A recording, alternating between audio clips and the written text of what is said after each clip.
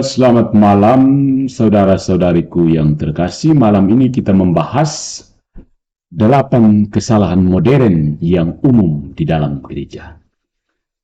Pertimbangkan daftar ini.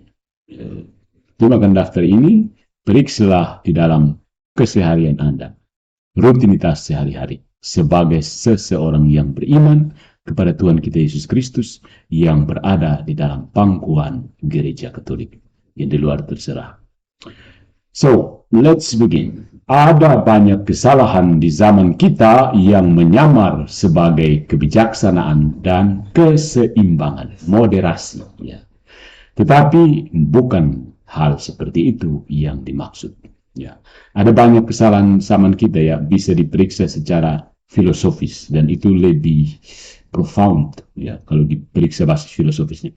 Tapi untuk kesempatan ini sebagai pengantar, mari kita bahas lebih secara fenomenologis. Maksudnya dari penampakan, apa yang bisa kita amati dari situasi sekitar kita. Jadi ini pendekatan ini lebih bersifat fenomenologis daripada filosofis. Yo. Untuk mengatakan, ya ini pemahamannya. Untuk mengatakan bahwa sesuatu itu fenomenologis, itu artinya kita menunjukkan secara deskriptif ya hal-hal yang kita alami, hal-hal yang kita amati, daripada cara filosofis atau ilmiah yang tepat untuk mengkategorikan proposisi tersebut. Ya. Misalnya, mengatakan bahwa matahari terbit dan terbenam adalah untuk menggambarkan fenomena atau apa yang kita lihat dan alami. Matahari terbit, and then set down. Ya. Pada kenyataannya, matahari tidak terbit atau terbenam. Ya. Nah, sebaliknya, bumi berputar relatif terhadap matahari yang tetap. Ya. Tetapi kita menggunakan fenomena, apa yang kita alami, untuk mengkomunikasikan realitas. Ya, kita lihat, mengamati dan mengatakan, oh ini terjadi seperti ini. Daripada kata-kata yang lebih ilmiah, misalnya apoge, perige, nadir, periapsis, blablabla, dan seterusnya. Oke. So, dalam daftar berikut saya mengusulkan kesalahan mendasar tertentu dari zaman kita yang umum. Orang bilang modernitas. Kita kan hidup di zaman modern. Tetapi saya mencoba menggunakan bahasa yang berbicara lebih sedikit tentang filsafat dan kesalahan logis, dan lebih banyak kesalahan sebagaimana yang kita alami. Maybe ada prinsip filosofis yang mendasarnya, tapi kita tidak membahas lebih jauh tentang itu. Selain itu, meskipun kesalahan umum terjadi di dunia, saya menyajikan di sini sebagai sangat bermasalah. Meskipun umum ya terjadi, tetapi ini sebenarnya sangat bermasalah kalau di dalam gereja. Dan terlalu sering kita temukan di dalam gereja juga. Ya.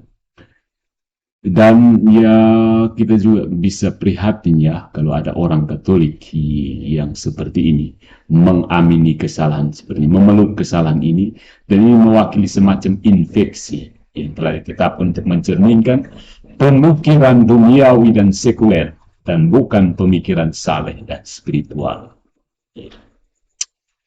Ada 8 yang saya coba ajukan di sini, dan ya kita semua bisa menambah kira-kira kesalahan-kesalahan apa saja yang umum terjadi di masyarakat dan dianggap biasa-biasa, tidak berbahaya. Tapi kalau di dalam kekristenan dan dalam gereja itu justru sangat-sangat berbahaya.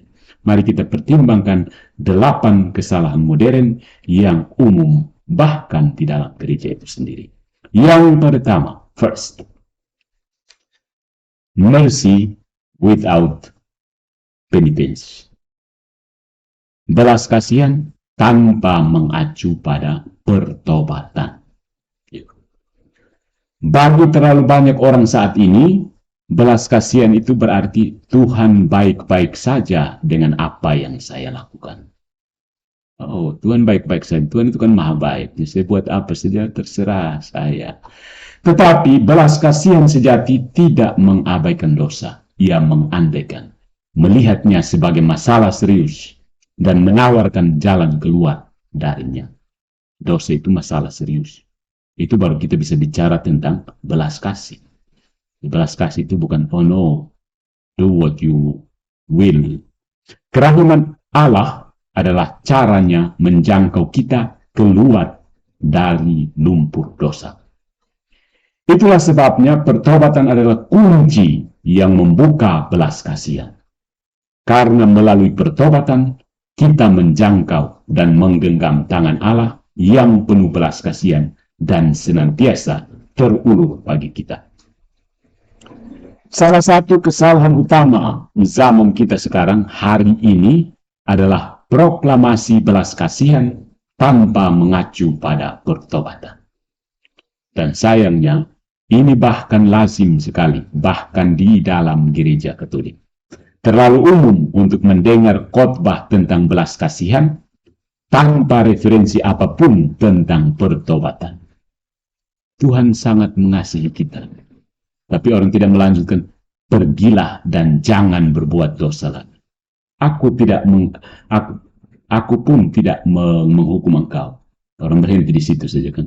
Tidak mau menyambung kata-kata di sini. Pergilah dan jangan berbuat dosa lagi. Itu orang sengaja putuskan di situ. Hanya ambilnya saja, aku pun tidak menghukum engkau. Kata-kata pembuka pelayanan Yesus adalah, bertobatlah dan percayalah kepada Injil. Ketertiban itu penting, saudara-saudariku, karena bagaimana kita dapat mengalami kabar baik tentang belas kasihan Allah jika kita tidak terlebih dahulu bertobat, datang pada pikiran yang baru, metanoia, kembali ke pikiran yang baru, dan mengetahui kebutuhan kita akan belas kasihan itu. Jika kita tidak tahu kabar buruknya, kabar baiknya bukanlah berita. Gitu. Pertobatan membuat kita mempertimbangkan kembali, merefleksikan kembali, merevisi, revisi. Membuat kita menerima kebutuhan kita akan perubahan, mencari Tuhan, dan membuka belas kasihannya. Kesalahan belas kasihan ini tanpa mengacu pada pertobatan tersebar luas di gereja dewasa ini dan menuntun pada dosa praduga, dosa terhadap harapan, hope. So, belas kasih tanpa pertobatan. Pertobatan itu apa bahasa Inggrisnya? Bahasa Inggris pertobatan apa ya? Mercy without repentance. Mercy without repentance. Oke. Okay. The next, yang kedua, staurofobia. Staurofobia. Ini istilah agak keren ya, staurofobia. Kalau yang sudah tahu staurofobia, nanti pakai sebagai nama akunnya. Staurofobia. Istilah staurofobia berasal dari akar bahasa Yunani dan mengacu pada rasa takut akan salib. Stauros artinya salib, dan fobia, sebagaimana kita ketahui, ketakutan. Staurofobia. Kamu jangan pikir orang di luar saja yang takut akan salib. Banyak orang Kristen takut akan salib. Staurofobia. Ya. Di dalam gereja, kesalahan ini muncul dari keengganan umat Katolik untuk membahas dengan jelas tuntutan-tuntutan pemuridan. Ini mengungkapkan keraguan yang kuat untuk bersikeras bahwa bahkan dalam hal-hal sulit seringkali yang terbaik, hal yang benar untuk dilakukan. Bersikeras bahwa bahkan hal-hal sulit seringkali yang terbaik, hal yang benar untuk dilakukan. Artinya ragu bahwa sebenarnya yang sulit itu merupakan yang terbaik. Jadi orang mencari gampang, water down. Kopinya terlalu keras, bang, mohon ditambah air sedikit begitu. Banyak umat Katolik, termasuk imam dan uskup, terus terang takut ketika mereka menunjuk pada tuntutan salib. Ketika dunia memprotes dan berkata, apakah Anda mengatakan bahwa mereka yang tertarik pada orang-orang dari jenis kelamin yang sama tidak dapat menikah atau berhubungan intim secara seksual tetapi harus hidup selibat? Gereja kan mengajarkan selibat, sebaiknya selibat bagi orang yang punya kecenderungan liga batu itu. Jawaban yang jujur adalah ya, itulah yang kami katakan. Tetapi karena tanggapan itu keras dan berakar pada salib, banyak umat Katolik sangat takut akan jawaban langsung dan jujur. Hal yang sama berlaku untuk situasi moral sulit lainnya, seperti eutanasia. Meskipun menderita, kita masih belum bebas untuk mengambil hidup kita sendiri atau mengambil nyawa orang lain, meskipun orang yang menderita. Ya. Staurofobia sebenarnya, staurofobia, takut akan salib. Juga dalam kasus seperti aborsi, terlepas dari kesulitan dan bahkan dalam kasus pemerkosaan dan incest. Yang kita omong terus terang. Kita masih belum bebas untuk membunuh seorang anak di dalam rahim.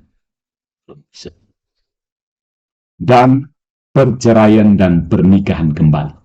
Terlepas dari peristiwa yang tidak menguntungkan dalam suatu pernikahan. Pasangan selingkuh misalnya.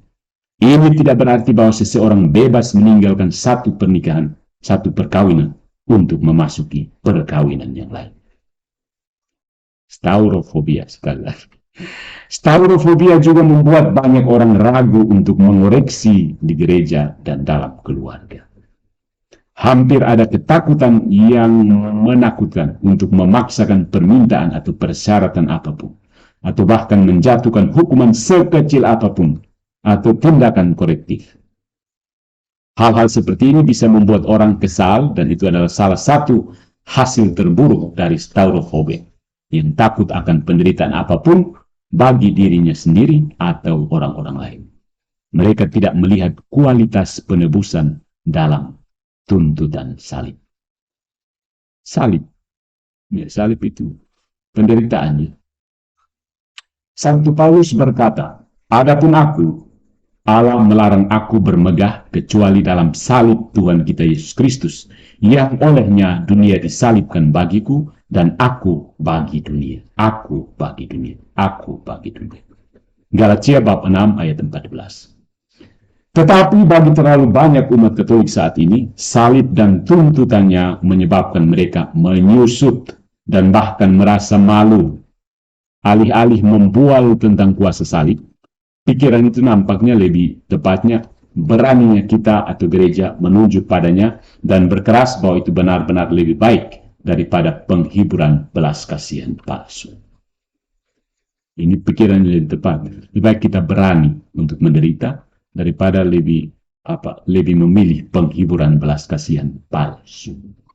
Santo Paulus mengerti bahwa Kristus yang disalibkan adalah batu sandungan bagi orang-orang Yahudi dan kebodohan bagi bangsa-bangsa lain.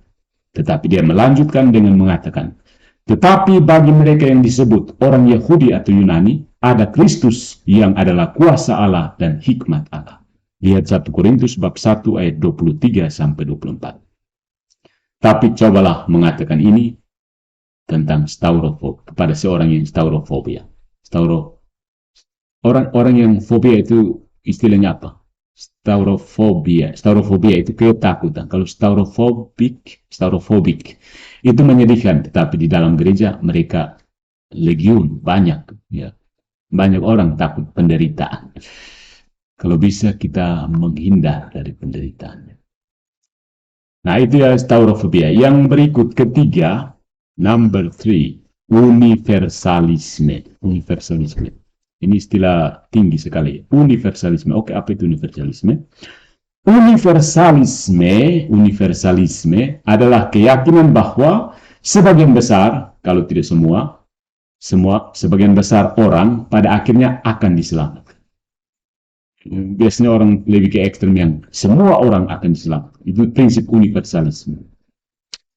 Ini secara langsung bertentangan dengan kata-kata Tuhan kita yang dengan sedih bersaksi bahwa banyak orang berada di jalan yang mengarah pada kehancuran dan sedikit yang berada di jalan yang sempit dan sulit yang mengarah pada keselamatan. Lihat Matius bab 7 ayat 14, Lukas bab 13 ayat 23 sampai dengan 30. Tuhan mengucapkan lusinan perumpamaan dan peringatan lain tentang hal ini. Dan ajaran langsung Tuhan membuatnya jelas bahwa kita harus dengan sadar menerima bahwa banyak dan tidak sedikit akan hilang, lost. Many will lost. Kecuali kita oleh rahmat Allah segera memanggil mereka kembali kepada Kristus dengan pemuritan yang sejati. Banyak akan tidak selamat begitu. Makanya orang Katolik itu harus fight, ya, fight untuk menyelamatkan jiwa-jiwa begitu. Fightnya dengan cara apa? Kita semua tahu bagaimana fightnya. Ya, ada beberapa hal ya tentang universalisme ini, termasuk di dalamnya dogma gereja Katolik tentang extra ecclesiam nulla salus. Can be saved itu tidak sama dengan are saved. Jadi jangan pelintir lagi bunyi tulisan dalam dokumen Lumen Gentium ini. Can be saved itu artinya potensi diselamatkan, tapi belum tentu aktual diselamatkan. Biji itu bukan pohon. Jadi situ ada biji keselamatan, tapi apakah dia akan menjadi pohon keselamatan? Tergantung dari upaya orang Katolik mengevangelisasi mereka. Karena situ ada biji yang harus disiram, ditanam, dipelihara. Siapa yang harus menyiram, menanam, melihara? Ya orang Katolik juga kan. Mau siapa lagi? Jadi potensi diselamatkan, can be saved. Bukan sama dengan are saved. Sudah, karena are saved, maka gereja Katolik tidak usah mengevangelisasi lagi. Itu pandang universalisme, pandangnya yang salah. Universalisme adalah perbedaan serius yang dipegang, dianut secara luas oleh orang Kristen sekarang. Apalagi kalau di luar gereja Katolik, itu universalisme. Pokoknya yang penting Yesus. Umat Katolik yang tak terhitung jumlahnya jarang jika pernah mendengar khotbah peringatan penghakiman atau kemungkinan neraka. Sekarang semakin banyak, semakin sedikit imam yang berkhotbah itu sebut tentang neraka. Coba kamu catat. Sebut dan bahas neraka itu sedikit sekali. Seolah-olah neraka itu sudah tidak ada lagi. Mereka juga tidak menyebutkannya kepada orang lain. Ya. Mereka bahkan tidak menganggapnya sebagai kemungkinan yang nyata. Orang pikir sekarang neraka itu hanya omong kosong Tuhan saja. Isapan jempol. Itu bukan ajaran gereja Katolik ya. Itu pelintiran orang-orang yang kembali ke nomor 1 tadi, belas kasihan tanpa pertobatan. Mengingat meresapnya universalisme, ada sangat sedikit urgensi di antara umat Katolik untuk menginjili atau bahkan menghidupi iman itu sendiri. Sikap ini harus hilang jika ingin ada reformasi gereja yang serius atau semangat Injil. Ingat, reformasi, bukan keluar dan bikin gereja. Itu yang ketiga, universalisme, prinsip yang salah. Yang keempat, dialog yang terdistorsi. Dialog yang terdistorsi. Dialog itu baik, tapi dialog yang terdistorsi itu buruk, salah, error. Istilah dialog berarti percakapan yang hampir tidak ada habisnya. Dengan demikian, dia tidak memiliki tujuan yang jelas untuk meyakinkan yang lain. Dialogos. Itu bukan, ya. Biasanya berarti hanya berbicara. Artinya hanya bicara saja. Dalam budaya kita, banyak kepercayaan diberikan hanya pada tindakan berbicara. Meskipun berbicara itu tidak buruk per se, tidak buruk dalam dirinya, itu dapat menggantikan tindakan nyata untuk tujuan yang benar. Ya, orang dulu dialog saja. Dialog tidak buat apa-apa. Awalnya, dialog memiliki makna yang lebih kuat. Berasal dari bahasa Yunani dan digunakan dalam kitab suci. Dialegomai. Dialegomai. Dari mana kita mendapatkan kata dialog?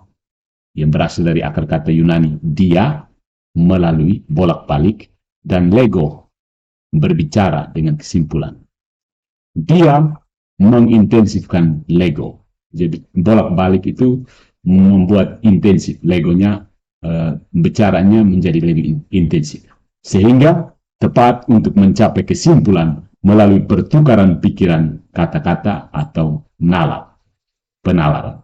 Reasoning. Jadi kita melihat bahwa dialog pada mulanya adalah kata yang jauh lebih kuat daripada yang tampaknya dipahami oleh kebanyakan orang saat ini. Dalam Perjanjian Baru, kata ini paling sering digunakan dalam konteks memberikan kesaksian dan mencoba meyakinkan orang lain tentang Injil. Misalnya, Kisah Para Rasul bab 17 ayat 2, ayat 17, dan bab 18 ayat 4. Tetapi, seperti yang telah ditunjukkan di zaman kita, dialog sebenarnya dapat melumpuhkan pertobatan dan memberi kesan bahwa semua pihak memiliki posisi yang valid dan bahwa hanya memahami posisi pihak lain patut dipuji. Pemahaman dapat memiliki nilai, Tetapi di atas semua itu memiliki nilai dalam meletakkan dasar untuk pertobatan dan kepada kebenaran Injil. Jadi kita paham itu punya nilai sejauh memberi dasar untuk pertobatan kepada kebenaran Injil. Jadi bukan sekedar, oh kita setuju untuk tidak setuju. Tidak. Harus temukan mana yang menjadi dasar untuk pertobatan. Siapa yang harus bertobat. Begitu. Antara kita dua yang dialog ini, siapa yang harus tobat. Zaman kita sekarang ini tidak jelas bahwa pertobatan benar-benar merupakan tujuan ketika banyak umat Katolik berbicara tentang dialog dengan dunia atau dengan orang-orang yang tidak percaya. Dialog sekedar dialog. Dialog adalah instrumen, bukan tujuan. Ini adalah metode. Sekali lagi, bukan tujuan. Dan sebagai sebuah metode, dialog dalam arti aslinya adalah eksposisi Injil yang kuat, dinamis, dan penuh sukacita. Bukan percakapan yang cerewet dan yang tampaknya tanpa akhir. Macam di komal-komal banyak putar-putar. Tidak ada pertobatan di sini. Padahal harus, kalau sudah temukan dasar, siapa yang harus bertobat, begitu. Tobat kepada kebenaran Injil. Karena tidak ada prinsip relativisme di sini. Tidak ada. Tidak ada agnostisisme. Kita tidak tahu mana yang benar. Pokoknya kita baca Alkitab. Tidak ada. Yang benar, kita berusaha memenangkan jiwa, bukan argumen. Menangkan jiwa, bukan argumen. Tetapi memenangkan jiwa adalah tujuan nyata yang tampaknya tidak dimiliki oleh banyak referensi modern tentang dialog dan pemahaman. Ya, sekedar dialog, sekedar paham lalu berhenti, putar-putar kembali balik lagi. Yang heresi tetap heresi, yang skisma tetap skisma. Itulah sebabnya dialog yang menyimpang adalah bagian dari ringkasan masalah dan kesalahan modern kita. Dialog yang menyimpang, orang mau ngomong-ngomong saja begitu. Habis tunjuk bahwa dia hebat, putar-putar kitab suci. Itu yang keempat ya, dialog yang menyimpang. Yang kelima, saudara-saudariku, menyamakan cinta dengan kebaikan. Nyamakan cinta dengan kebaikan. Love and goodness. Beda kan? Love and goodness. Love, goodness. Menyamakan cinta dengan kebaikan. Kasih dengan kebaikan. Kita harus buat kasih ya. Harus buat kasih. Jangan bantai kami harus buat kasih. Kebaikan adalah aspek dari cinta. Tetapi demikian juga teguran, hajaran, dan pujian. Meskipun demikian, dewasa ini banyak orang, bahkan di dalam gereja, berpikir bahwa kasih hanyalah kebaikan hati. Penegasan, persetujuan afirmasi, persetujuan, dorongan, dan sifat-sifat positif lainnya. Tetapi kadang-kadang cinta sejati bersedia untuk menghukum, untuk bersikeras pada perubahan, dan untuk menegur, menghajar kesalahan. Itu kasih yang sejati. Tetapi zaman modern ini menyamakan cinta dengan kebaikan belaka. Mengatakan, jika kamu benar-benar mencintaiku, kamu akan mengafirmasi, bahkan merayakan apa yang aku lakukan. Gitu. Kalau kamu benar-benar mencintai aku, pasti kamu mau-mau saja dong kalau saya berbuat seperti ini. Bahkan merayakan, celebrate what I do. Gitu. Karena belum tentu, karena what you do itu bisa salah. Dalam iklim seperti ini, ketika ajaran gereja tidak sesuai, misalnya, dengan gagasan modern tentang seksualitas, gereja dituduh membenci. Hanya karena fakta tidak menegaskan, tidak mengafirmasi, tidak mendukung apa yang orang tuntut agar kita tegaskan. Orang mau menikah sesama, begitu misalnya. Politik identitas, di mana orang mendasarkan seluruh identitas dan martabat mereka pada pelbagai perilaku atau atribut yang sempit, mengintensifkan persepsi penghinaan pribadi. Tetapi, alih-alih berdiri teguh dan bersikeras bahwa menentang cinta dan kebenaran adalah dikotomi yang salah, kebanyakan umat Katolik menyerah dan banyak juga yang percaya bahwa cinta dapat direduksi menjadi kebaikan belaka. Oh, kebaik ya, baik. Oh, begitu ya, oh baik. Ya, baik. Banyak dari mereka mengadopsi pandangan dunia bahwa gereja tidak baik dan karena itu picik atau bahkan penuh kebencian. Jangan pedulikan bahwa Yesus mengatakan hal-hal yang menurut standar ini tidak baik, dan bahwa ia sering berbicara terus terang tentang dosa, di luar keadilan sosial belaka, dan sikap merasa benar sendiri, untuk memasukkan hal-hal seperti dosa seksual, perzinahan, perceraian, ketidakpercaya, dan lain-lain. Saudara-saudariku, lupakan semua itu, karena Tuhan adalah cinta, dan cinta adalah kebaikan, dan kebaikan selalu menyenangkan dan meneguhkan. Jadi, orang-orang seperti ini menyimpulkan bahwa Yesus tidak mungkin benar-benar mengatakan banyak hal yang dikaitkan dengannya. Kesalahan ini mereduksi Yesus menjadi hippie. Orang yang kasih senang-senang orang saja. Hippie yang tidak berbahaya dan salah memahami kasih dengan menyamakannya dengan kebaikan belaka dan afirmasi tanpa syarat, dukungan tanpa syarat. Banyak umat Katolik telah menyerah pada kesalahan ini dan mengorbankan kebenaran. Ini peringkat tertinggi dalam ringkasan kesalahan modern. Cenderung menjadi relatif kan. Kopinya terlalu pahit, sekali lagi saya katakan, sehingga orang tambah air. Yang keenam, salah memahami sifat toleransi. Saat ini, saudara-saudariku, kebanyakan orang menyamakan toleransi dengan persetujuan. Toleransi artinya kamu setuju, begitu. Oleh karena itu, ketika banyak yang menuntut atau meminta toleransi, yang sebenarnya mereka tuntut adalah persetujuan. Mereka pikir toleransi artinya persetujuan. Kamu toleran atau tidak? Kamu setuju atau tidak? Tetapi toleransi berasal dari bahasa Latin tolerare, bertahan, mentolerir, atau bahkan menderita. Dan demikian ini mengacu pada ketahanan bersyarat, atau paling tidak mengganggu keyakinan, tindakan, atau praktik yang dianggap salah. Seseorang dapat mentolerir mereka sampai batas tertentu untuk menghindari, misalnya penghinaan berat atau hukuman kejam, gangguan privasi yang tidak perlu, dan lain-lain. Tetapi jika komponen keberatan hilang, kita tidak berbicara tentang toleransi, tetapi tentang ketidakpedulian atau penegasan. Acuh tak acuh atau mengafirmasi. Dan di sini tepatnya terletak jantung kesalahan umat Katolik yang menerima kesalahan toleransi sebagai persetujuan. Sederhananya, apa yang mereka sebut toleransi dan bahkan apa yang mereka ucapkan selamat kepada diri mereka sendiri sebenarnya adalah bentuk indiferentisme dan subjektivisme. Jangan menghormati visi moral Allah dengan benar. Alih-alih dengan sukacita dan bersemangat mewartakan kebenaran Allah yang dinyatakan, banyak orang mengadopsi toleransi palsu yang acuh tak acuh terhadap kebenaran atau bahkan menegaskan kesalahan, mengafirmasi kesalahan.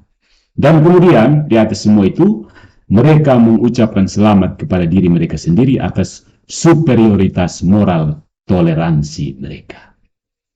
Pada kenyataannya ini lebih tentang kemalasan. Dalam hal ini, kemalasan adalah keengganan untuk melakukan tugas berat untuk mengatakan kebenaran kepada dunia yang meragukan dan mengejek. Jadi malas untuk mengatakan kebenaran itu, maka toleransi saja. Toleransi adalah kebajikan penting dalam budaya yang kompleks dan pluralistik. Tetapi tidak boleh terlalu luas sehingga kehilangan makna sebenarnya. Juga tidak boleh menjadi begitu absolut sehingga toleransi diharapkan setiap saat hanya karena dituntut. Umat Katolik perlu sedikit merenung dan menyadari bahwa ketika banyak orang saat ini menuntut toleransi dari kita, mereka tidak berniat menawarkannya kepada kita. Mereka minta dari kita, tapi tidak mau menawarkan kepada kita. Banyak kelompok kepentingan yang sama yang menuntut toleransi bekerja untuk mengikis kebebasan beragama. Dan mereka semakin tidak mau mentolerir pandangan agama di ruang publik. Satu-satunya hal yang terus-menerus kita tundukkan pada tuntutan toleransi palsu telah dicapai adalah memperkenalkan kegelapan besar dan tekanan untuk menyesuaikan diri atau menyetujui dosa-dosa berat. Toleransi. Bertoleransilah sebagaimana mestinya. Yang ketujuh, antroposentrisme. Bisa paham ya, antropos manusia, center pusat, antroposentrisme. Istilah ini mengacu pada kecenderungan modern untuk menjadikan manusia di pusat dan bukan Tuhan. Manusia dipersilahkan dan Tuhan turun panggung ya. Tuhan dipersilahkan turun panggung, manusia dipersilahkan naik ke atas panggung. The show will begin. Ini telah menjadi tren panjang di dunia sejak Renaissance. Sayangnya, bagaimanapun itu telah sangat menginfeksi gereja dalam beberapa dekade terakhir. Hal ini terutama terlihat dalam liturgi. Tidak secara intrinsik, tetapi karena secara praktis dan luas dirayakan. Arsitektur, lagu, dan gerak tubuh kita, pengumuman, dan ritual salam yang tak henti-hentinya adalah referensi diri dan berfokus pada interior. Liturgi, seperti yang biasa dirayakan, tampaknya lebih tentang kita, lebih mengenai kita, daripada tentang Allah. Perhatikan banyak orang Katolik yang begini sebenarnya. Pergi ke liturgi cari kor yang bagus, cari gedung gereja yang ada AC-nya kalau di Kupang, lalu cari apa? Cari pastor yang khotbahnya tidak lama. Itu semua tentang kita, bukan tentang Tuhan. Bahkan doa syukur agung yang ditujukan sepenuhnya kepada Allah biasanya dirayakan di depan orang-orang, ditambahkan lagi kata-kata yang entah datang dari mana. Tidak pernah baik, terutama di gereja, untuk menurunkan Allah ke pinggiran. Marginalisasi Allah ini terbukti tidak hanya dalam liturgi, tetapi juga dalam kehidupan paroki yang sering dipenuhi dengan aktivisme yang berakar pada karya-karya kerahiman jasmani. Tetapi kurang memperhatikan karya-karya kerahiman rohani. Lebih banyak kumpul iuran untuk bantu orang miskinnya daripada katekesi untuk umat, daripada bayar katekesi untuk mengajar anak-anak.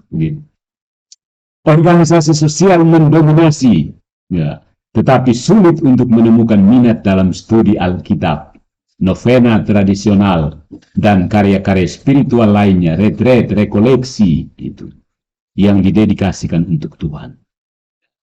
Antroposentrisme, ya. Manusia ini humanisme ya.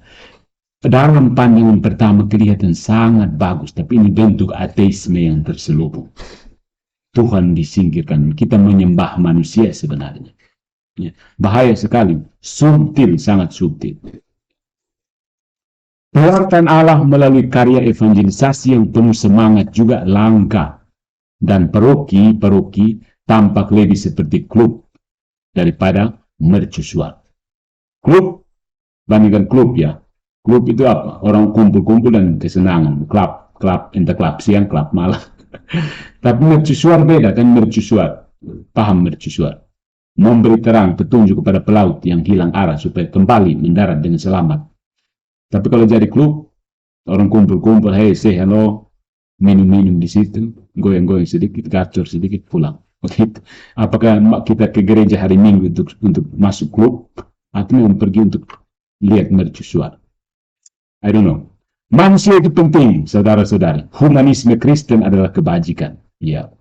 Tetapi antroposentrisme adalah kesalahan modern umum yang berakar pada kelebihan, over. Ya.